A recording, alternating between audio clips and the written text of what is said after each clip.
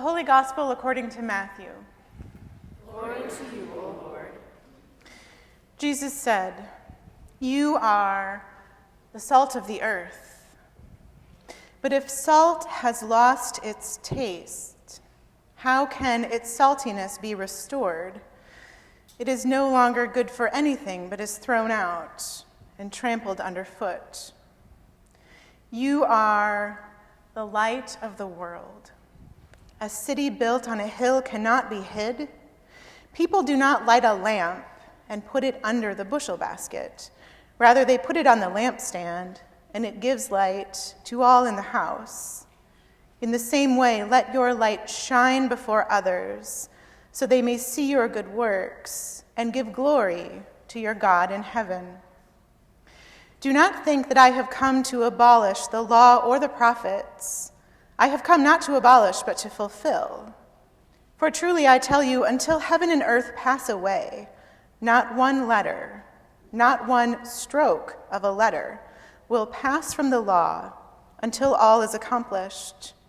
Therefore, whoever breaks one of the least of these commandments and teaches others to do the same will be called least in the dominion of heaven.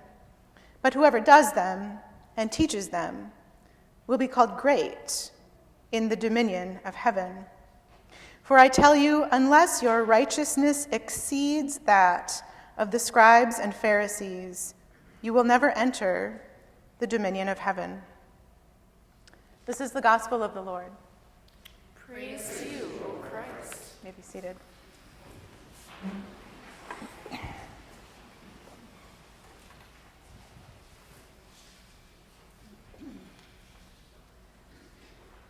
You are the salt of the earth.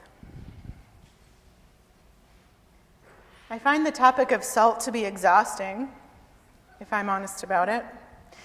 I find it to be kind of intimidating, actually. Dietitians tell us to limit our salt intake so our cholesterol doesn't get out of hand.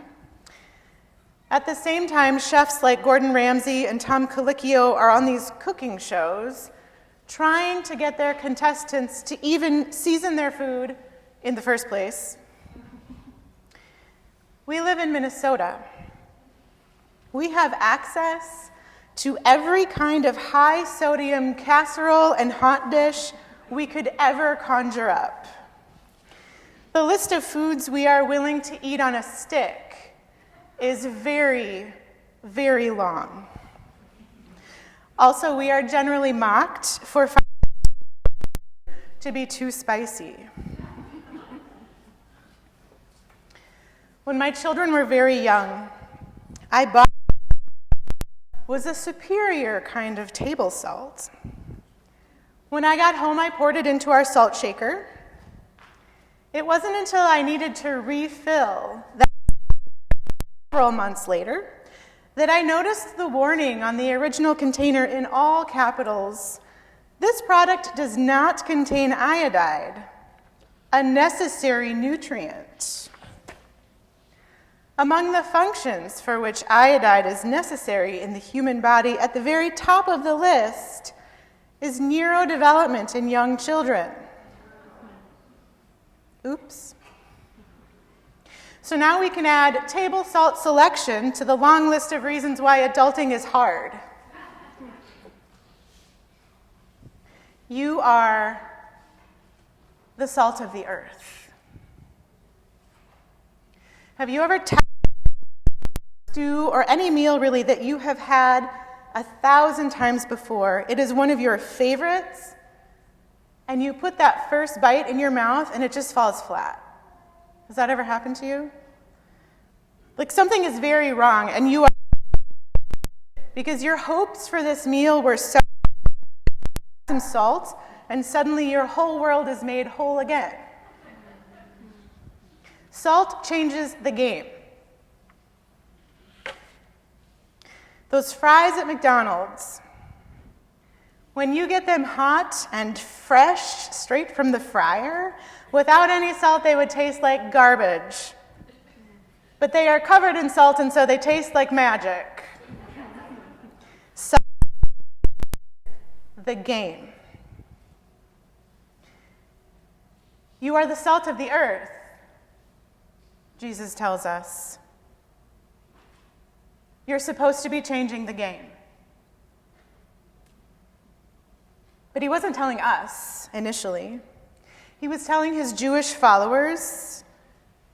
He was telling the people Israel. He was telling people who were living in a time when politics were really complicated, when laws were really tricky.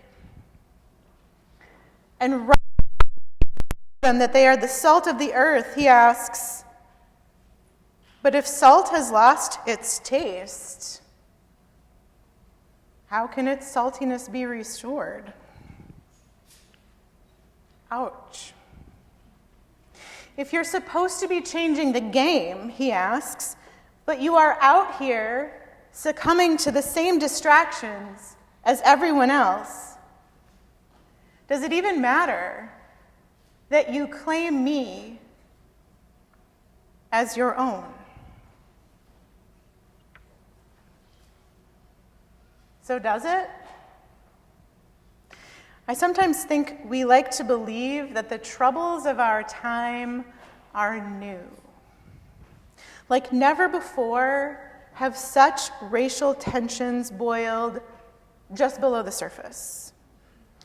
Never before has a small faction of lawmakers tried to hijack the workings of an entire country.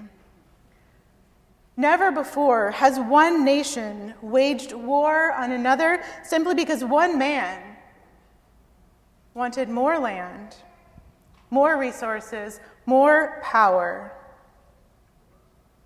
Never before have religious and ethnic lines been drawn to such devastating effect. Never before has such a style of preventable violence been tolerated, while those with the power to make changes sit back and say, if only there was something we could do.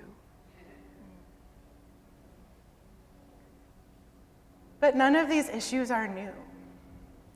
The details, they vary by time and place, but the headlines are the same today as they were during the first century. They are just the same today as they have ever been.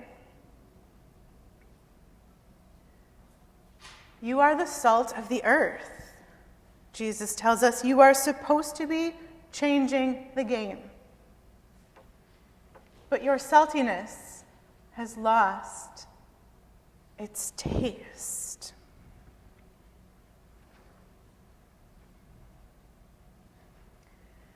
If you have too much salt, you'll die. This is what my spouse told me the other night as I was mulling over this text.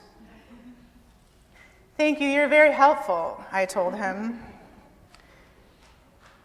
But he's right. Jesus calls us to be the salt of the earth. Too little salt and our brains won't work. Too much of it and we die. It's the balance in the middle that makes everything taste like magic. It's the balance in the middle that changes the game. It's just that the balance in the middle isn't where we tend to go as humans. We can't yell at the people on one side of an issue if we're standing in the middle, we have to yell from the other side. We can't steep in our if we are standing in the gray on an issue that most people see in black and gray, then we will probably have to engage with people who understand things differently from how we do. And this would heal the world. Salt of the earth doesn't deal in flashiness. It doesn't deal in extremes. It cuts through the noise. It slows us down. It makes us genuinely curious. Salt of the earth deals in patience and balance and hard-won relationships with people who drive us up the wall because they have just as many quirks as we do. Saltiness loses its flavor at either extreme.